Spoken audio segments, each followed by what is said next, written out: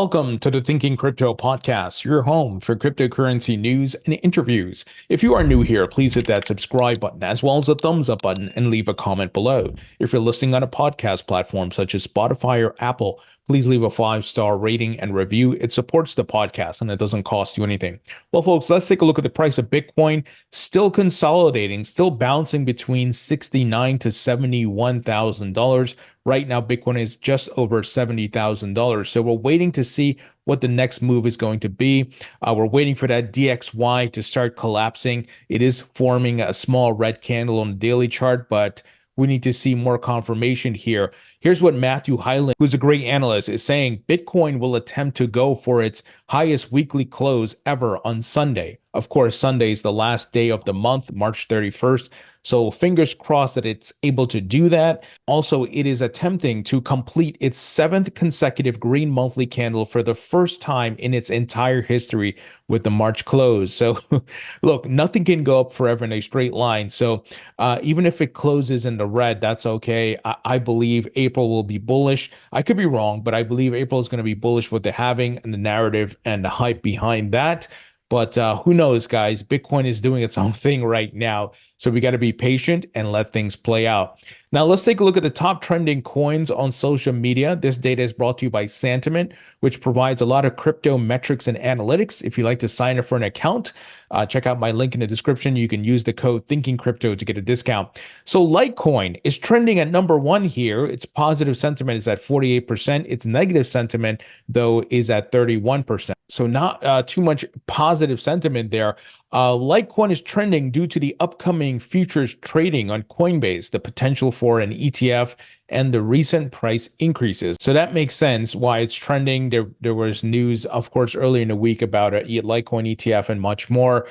Coming in at number 2 is Velo. Velo has been getting a lot of news lately in price increase with positive sentiment here. Number 2, it's trending due to discussions about Velo Finance, a DeFi project on the blockchain. Users are talking about holding Velo tokens and wallets and futures, as well as accessing information and trading options related to Velo on various platforms. Now, coming at number 3 here is Cat in a Dog's World, Mew, MEW.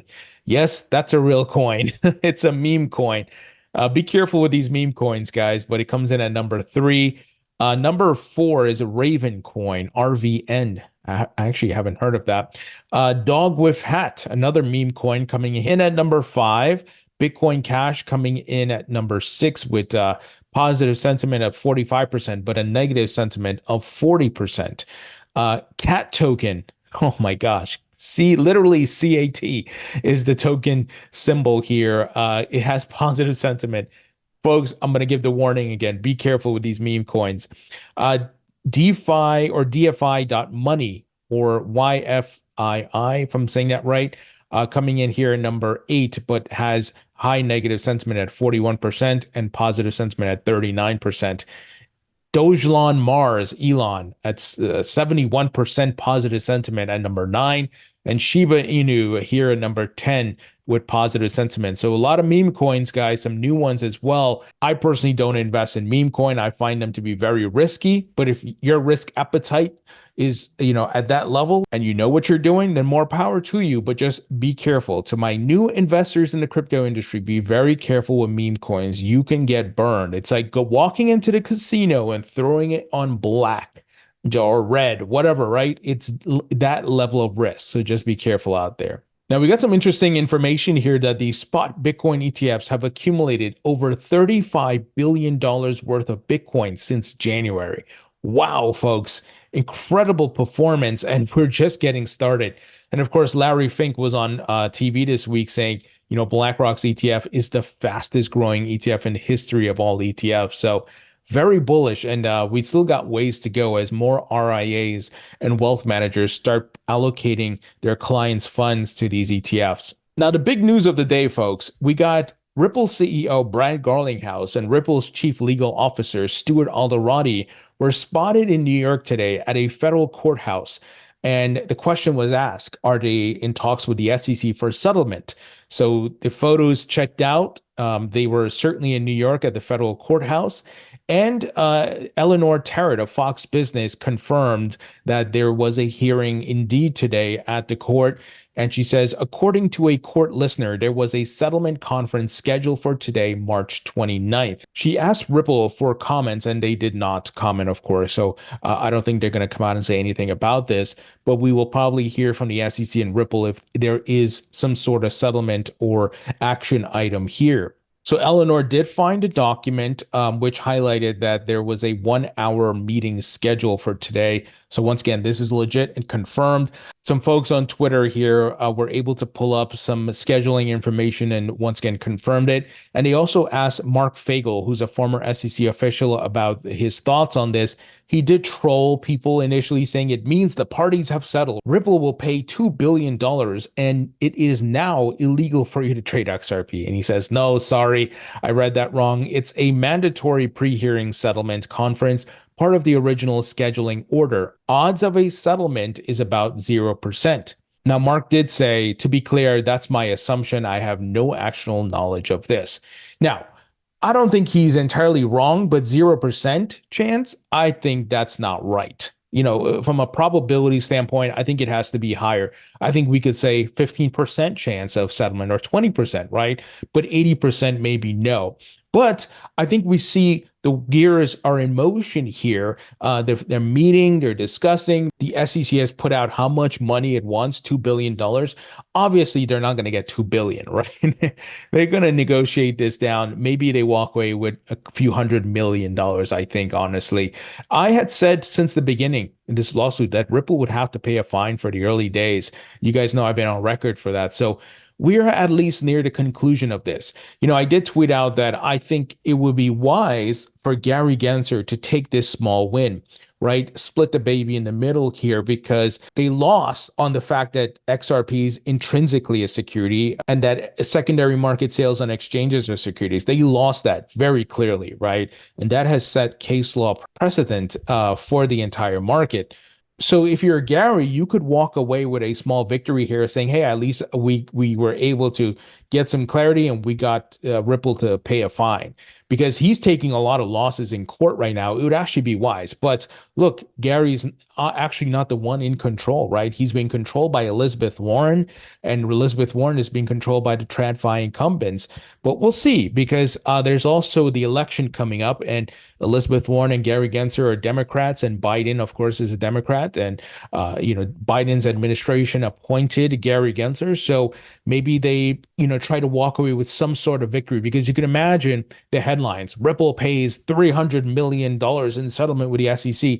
That's going to look good for Gary. So even though it's not going to be the big victory that he wanted, he's at least going to walk away with something here. But who knows, right? This is all just speculation. So I think there's some chance of settlement. I don't think it's 0% like Mark Fagel is saying here. I think Mark is a little bit biased because he's constantly bashing crypto people and much more, and he's been wrong on certain topics. But I'm not saying it's 100%. I think we have to be logical here and at least give a 15 to 20% chance that settlement may be possible.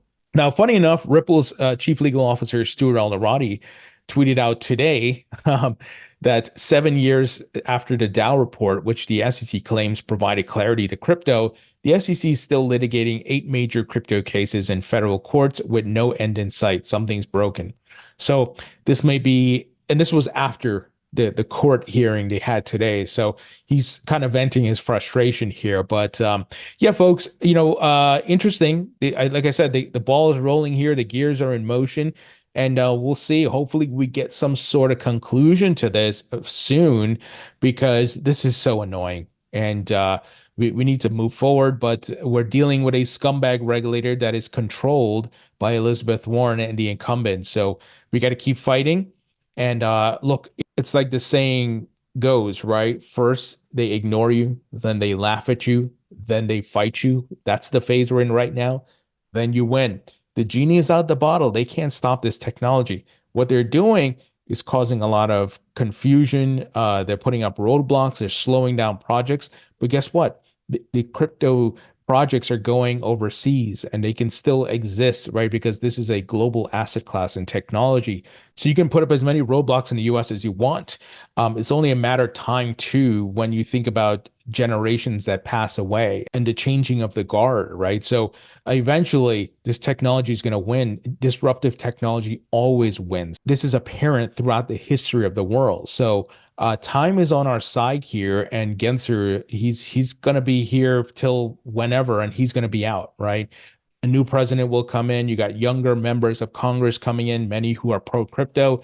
So the tide is changing here, and Gensler is not on the winning side of history here. Quick word from our sponsor, folks, and that is VeChain. VeChain is one of the top enterprise layer one blockchains out there that is working on amazing Web3 and decentralized app initiatives. They are partnered with some of the big brands out there, such as BMW, Walmart China, PwC. They are also working with the Boston Consulting Group. VeChain is a very eco-friendly blockchain using low energy. It's very fast and has great security, and that's why it's getting incredible adoption from many enterprises. I am a VET token holder. I have been for years. So if you'd like to learn more about VeChain, go to vechain.org. Link will be in the description. Now, some not so good news, folks. Eleanor Terra of Fox Business is reporting that in the Custodia versus the Fed lawsuit, the judge in the case sided with the Fed in a summary judgment and denied Custodia's petition for review of its APA claim and its motion for judgment on its statutory mandamus claim. So not great news. Custodia can certainly appeal here, but everyone was hoping they could win against the Fed. But I think this is all goes back to they're trying to slow crypto down as much as possible. They don't want Custodia launching. It disrupts the TradFi banking incumbents, right? Custodia is trying to build a new model being a crypto bank.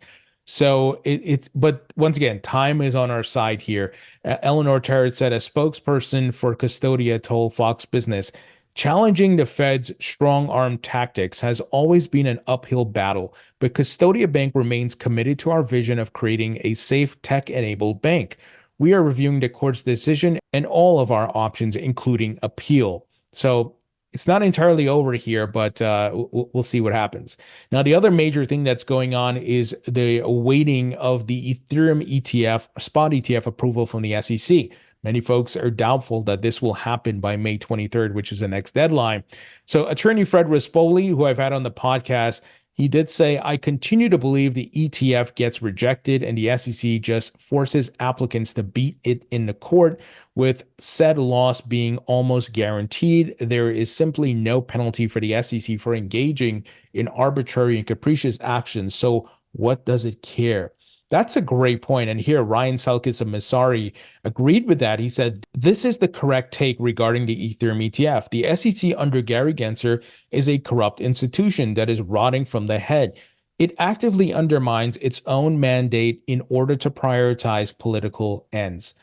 So this is what I've been saying, guys. This Ethereum ETF situation is not as simple as the Bitcoin ETF situation. Look, Bitcoin didn't have any problems with it being a security or a commodity. There was no question about that, right?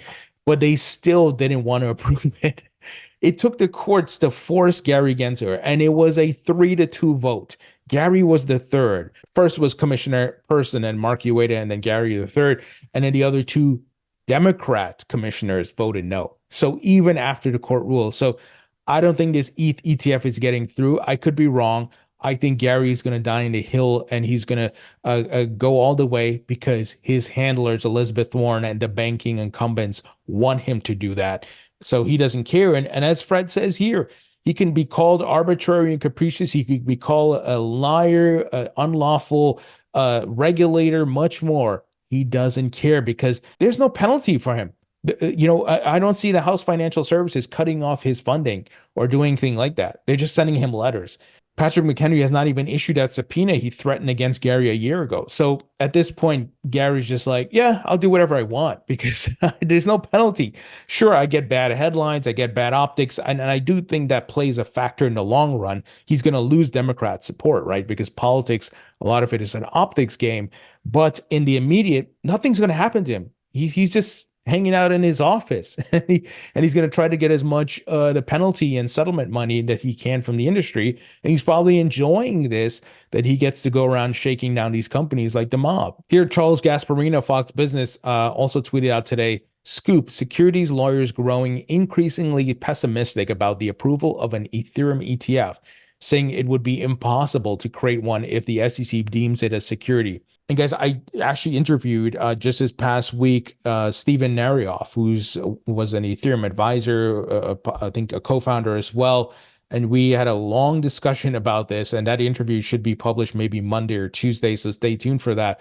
So there's a lot of complications here, and we got to keep fighting. Gary Gensler is not giving up, and we cannot give up. We got to use social media. We got to contact our representatives, and this is why I'll be going to the DC Blockchain Summit, which will be held in Washington, DC, of course.